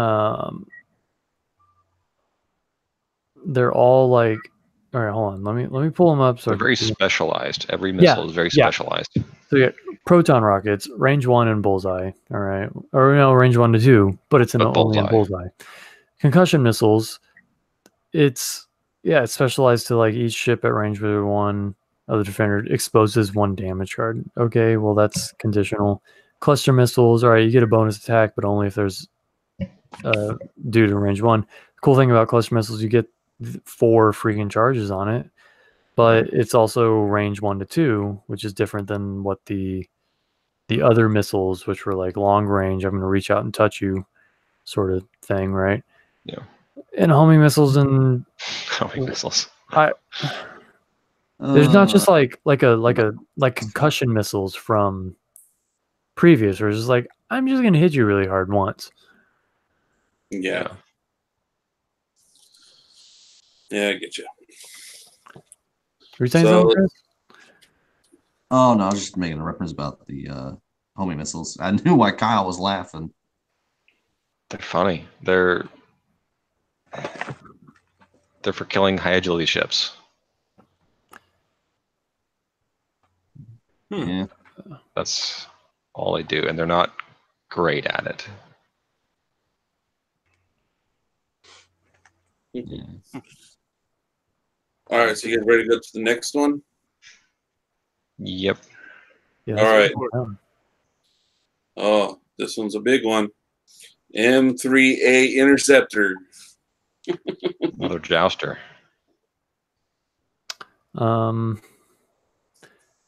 think the biggest thing that hurt this in the change was cannons taking a hit. Old ordnance in general, but cannons especially, yeah. Because like it was great because you either put Mangler cannon or HLC, and you had a cheap cannon platform that had a good dial. Yeah, and that was the only. But I've flown against a dude that used it extremely effectively. You know, it was just a cheap cannon platform. He was able to put 3 or 4 of them on there with Mangler cannon or HLC, and then like the party bus, and be really freaking good at it. You know. Yeah. Yeah. Now it hurts, but I do like the pilots that the M3A has. There's two of them that are really like Quinn Jast and the Genesis Red. Yeah, Genesis Red. I like those. Sunny Bounder ain't one of your favorites? Sunny Bounder's okay. Sunny Bounder is like if you got the points and you don't know what to do with them, he's a gamble, you know? Yeah. He's like, well, it could work out really well. Yeah. I think it's just funny his name. Yeah. You know, it's not Sunny like SON, it's SUN. Yeah. You know? It's like he's Mr. Happy Go Lucky. I'm I'm a bright, bouncing kind of person. That one you would just want to shoot. But yeah, I don't see these ones much at all, unless there's somebody using one as a filler. Yeah. Kind of that last one. We're gonna put one in there. Yeah, that's what I usually use it for. It's a good filler. I like Quinjas that you can reload because I like putting advanced proton torpedoes on him and you can reload it. The thing with like Quinjast could be really cool if he was a higher pilot skill.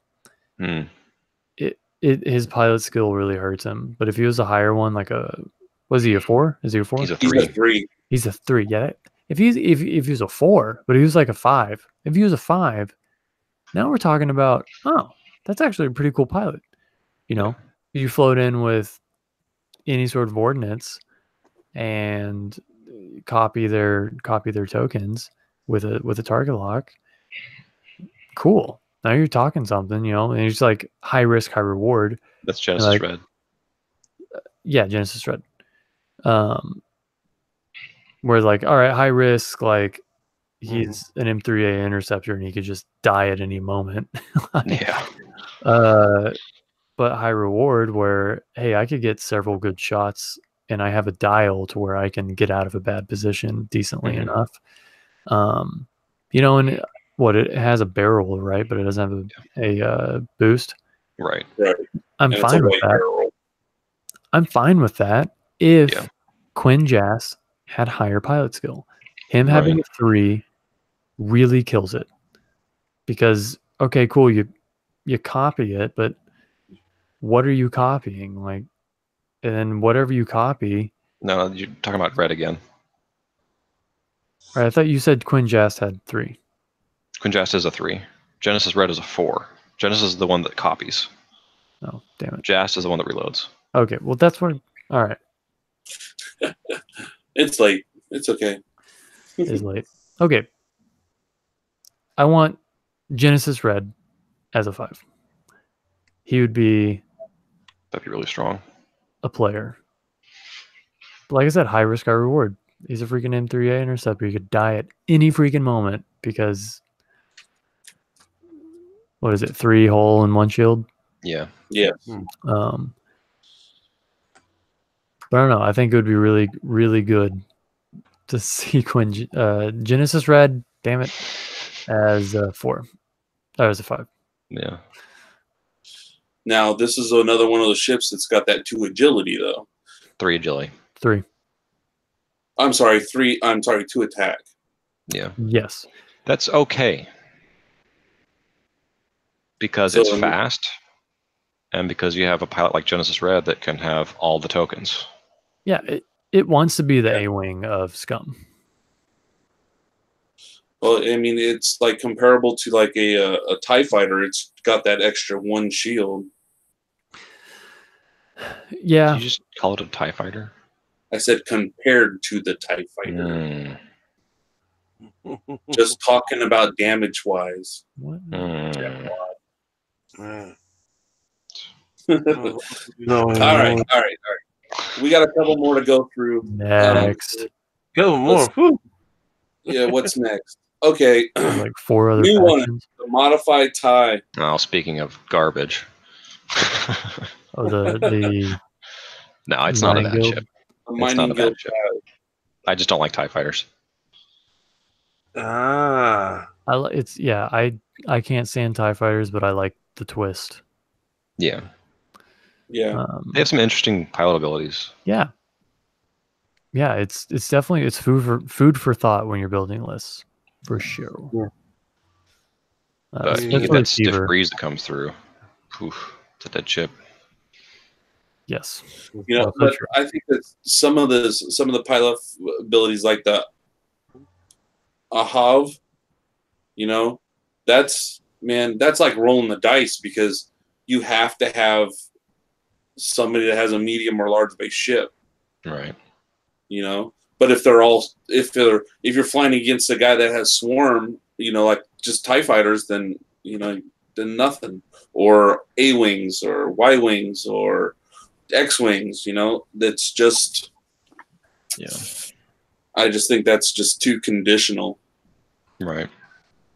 Yeah, I could see that being a factor in late game if it was like that was one of the only ships left, and the only ships the opponent had was a medium or large base ship. Then that would really be that could come into play. But now that this has a dial, you know, just like the other ties. Now, so it's maneuverable. It's quick. Would you say this is one you kind of keep on the outside until leave it out for late game? Or a bait. Or bait, yeah. I'd use it as bait because of the Yeah. pilots. Yeah, it's not a closer to want to be around late game. It's probably going to be around late game, but you're probably not wanting it to be around late game between your other ships. You know, I think it's a big question about what else is in the list. You know, it's like, because yeah, like you said, it would be really bad against a swarm, but the other things that you could possibly take in the Scum faction tear swarms up. So, Yeah. you know, it's like it's one of those. It's a balance type of thing where, but yeah, I mean, it's not. Or would you consider this more of a parasite kind of guy, because it kind of just, or not a parasite, I don't know, he's just going to eat the scraps, you know, coming around after the other shits kind of start picking it apart. It can come over and just gnaw on it. That scavenger. Yeah, I think that hits the nail on the head, honestly, with this ship. It's like the one that's going to be around just like ding, ding, ding with its 2 dice attack, and it's just one little damage at a time. And he's just finishing off that big base ship that has one agility dice, you know, type of thing. After Finn or Guri or someone else goes through and just smashes it. Yeah. Ooh. What? What was that? Something. Vibrator? Yeah. Larry, put your vibrator away, dude. Not while we're on the screen. I know you're all kicking it back on the bed and everything and blanket on. And yeah, right. No vibrator over here, man. No. I've been listening to y'all talk about ships I either had some encounter with for flying against. Hey, some people really like that, so it's understandable. All right, so let's see. Last ship.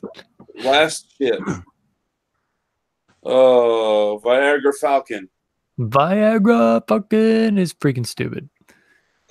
It's a weird ship. But it's a budget-friendly ship. It can do stuff, but it is a weird ship.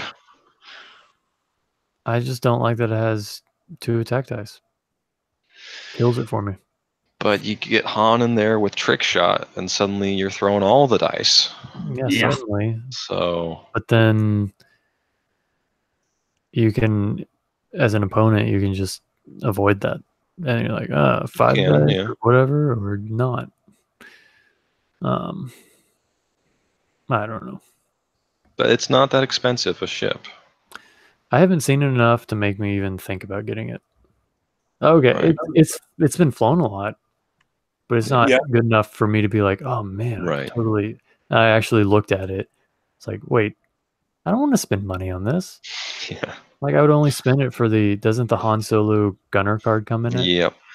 At the time that it was 4 points. I was like, oh, well, that's the only reason this would be worth it for me. Or the COD piece with Lando is all right. That's another filler ship. That's like, you know what? I got what I want on the list, and then I have this weird, awkward amount of points left, and I can just cool, boom, throw this in there. That's a good filler ship. The spiked COD piece of Mr. Han, but Yeah, no, the Falcon itself. Nah. Yeah, I bought it just mainly because I wanted to have the new Falcon ship. Just the model. Right. Didn't really care what came with it. Just the tip. Yep, just the tip. Such a weird looking. I agree. That is the weirdest looking addition to the Falcon they did. If it didn't protrude so far out, yeah, it wouldn't look so bad. I think if it would have been just enough to fill in the mandibles, Right.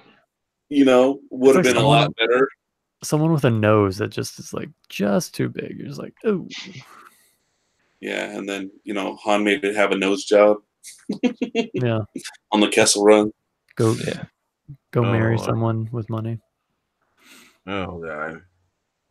Yeah, Well. So this again. So the Falcon, not so much, but the codpiece filler is a good filler. Filler material. Cannon fodder. All right. That's what I was going to say. If you actually detach it from that, the Millennium Falcon, it would become cannon fodder. That's good cannon fodder. All right, 6 more factions. Let's do this. Yeah. Oh dear! So that's one faction. Until tomorrow morning.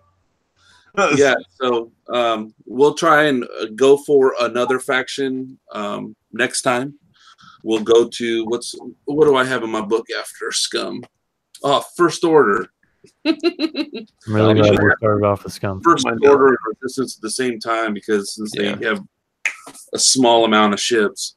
Yeah. But a couple things else I wanted to put out was, last week I re-listened to our podcast and stuff, and I did a little thing because something didn't sound right to me. Now this is going back to the shows and stuff. So when Austin and I were talking about the Resistance TV show, and I said, well, that Captain Pyre was the guy in the red uniform, or in the red Stormtrooper. I was mistaken. Captain Pyre is the guy that has the gold armor. And what Major exactly? Elric, what's that? What exactly will you do for penance? Yeah. Shame. Yeah. Hold on. Major Elric von Reg is the red pilot. He's the one that flies the interceptor. Wait. Red Baron. What is his name? Major Elric von Reg. It's the Red Baron. Von Reg. Elric. ELRIK. Dude, that's like one of those names that my German grandpa. It's like a Viking. With every kid that is born in the family comes up with some wacky, just way out in German left field name. You're like, no, Grandpa, I'm not naming my kid that. That's one of those names. It's not even German. I think like the Von, it would be like Dutch or something, right? Like I said, it sounds more like it's a Viking. Well, I think Von though is specifically like from Nederlanden, right? Yeah, I don't think so. I'm not sure, but research team Kyle, go. Hans van Duisburg. So that's German, please. Now I know we talked last week when we were talking about that poster and the one character that was there that was on the left side, or if you're looking at it, the right side, I guess. Stage left or and military left. You can tell it's a female, but she's got like a helmet on and stuff. The actress's name was Carrie Russell. Is she hot?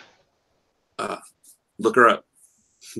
See for yourself. Perfect. That was, I'll accept that answer.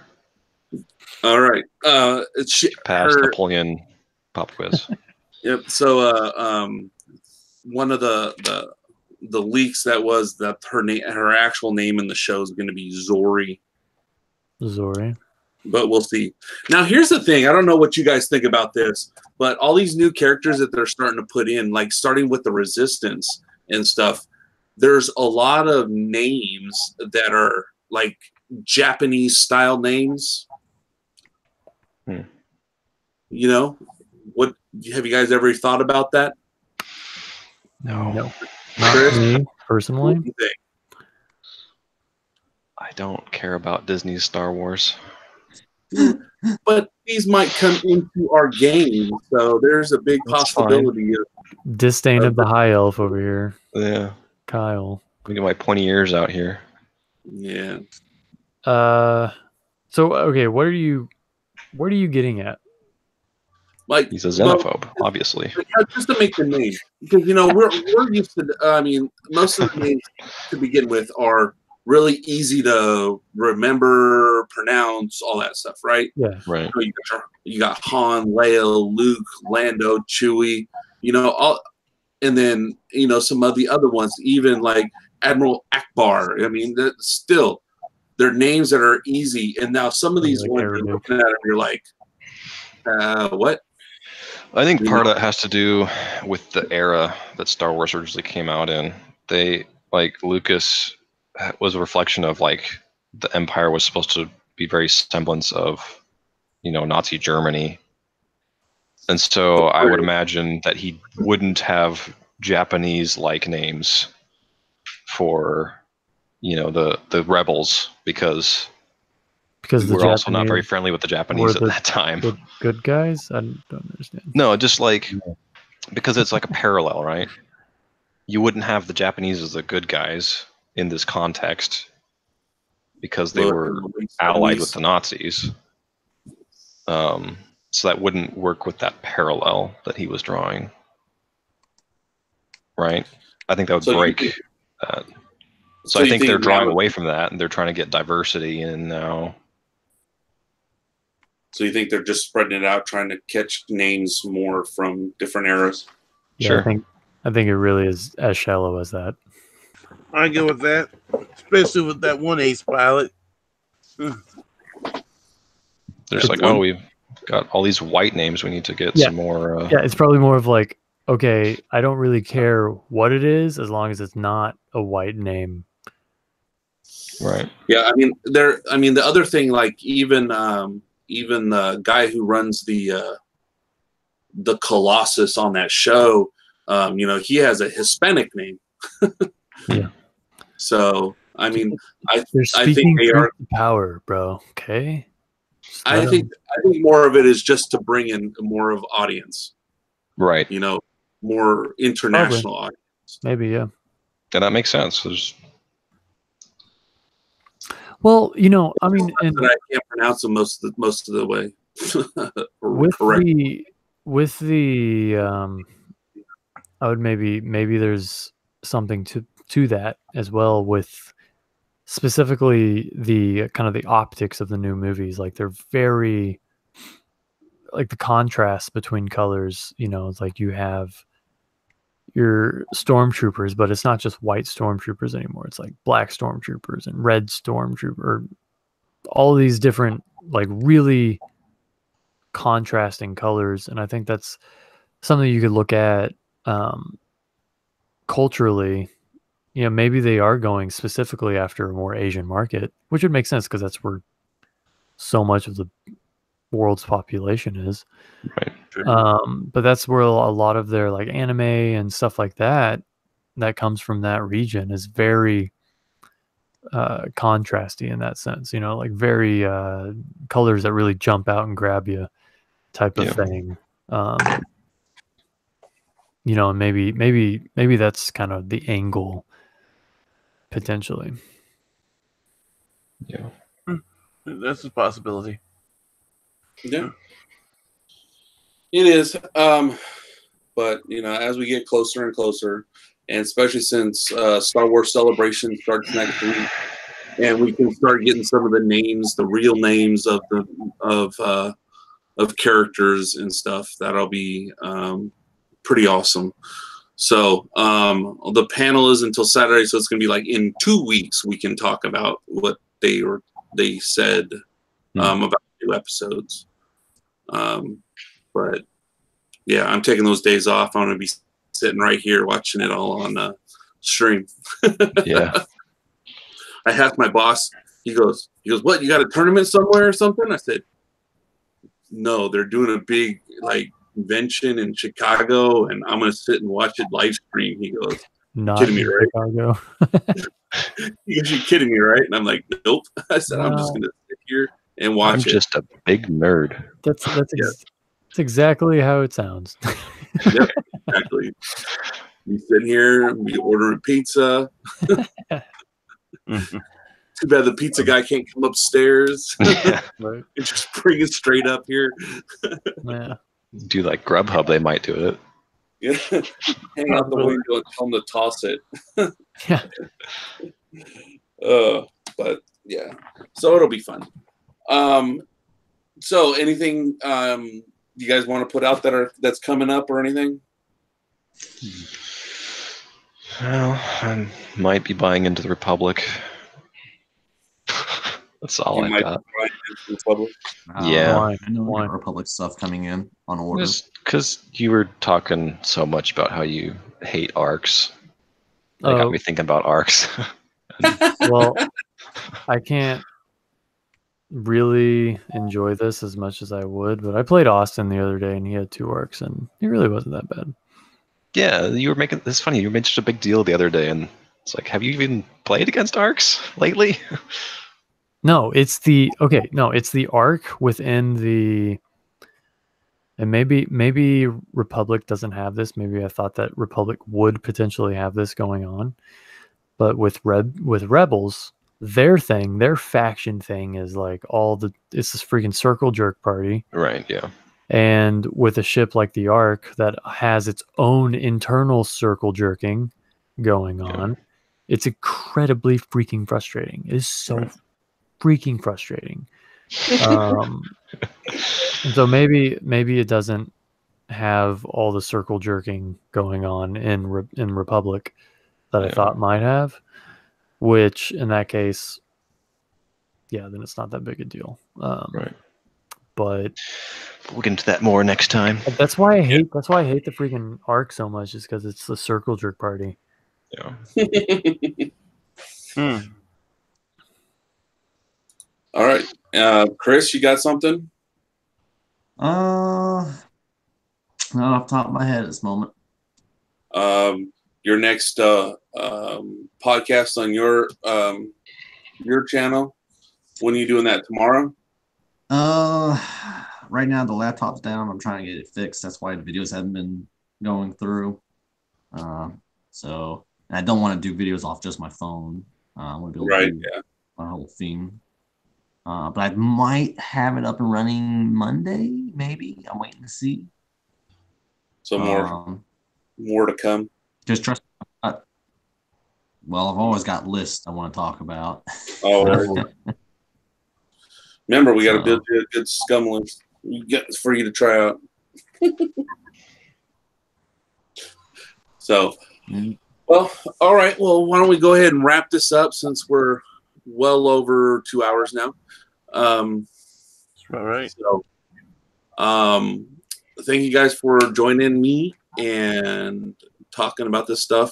It was good to just kind of go through the faction ship by ship and talk about them. Thank you very much for joining me. And if you guys are still listening, make sure you guys like on our video, subscribe to the channel, click the bell for notifications, and then you can check out the other links to our Facebook and other friends, partners websites. And we'll be back next week. And hopefully we got some more good stuff. If not, we get to another faction. So I'll see you guys next week. And this is Viper Squadron. We are out. Toodaloo. Adios,